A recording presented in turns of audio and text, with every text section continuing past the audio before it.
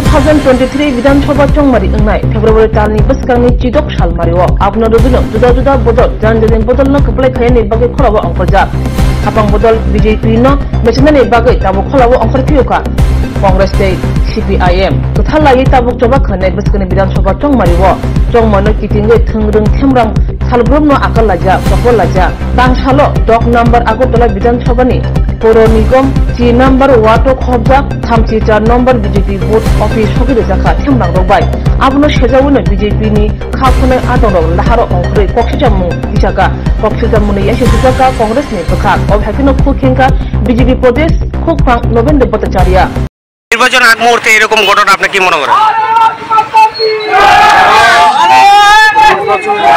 সম্পূর্ণ দেখছে না, পায়ের তলায় মাটি নেই, তারা এই ধরনের একটা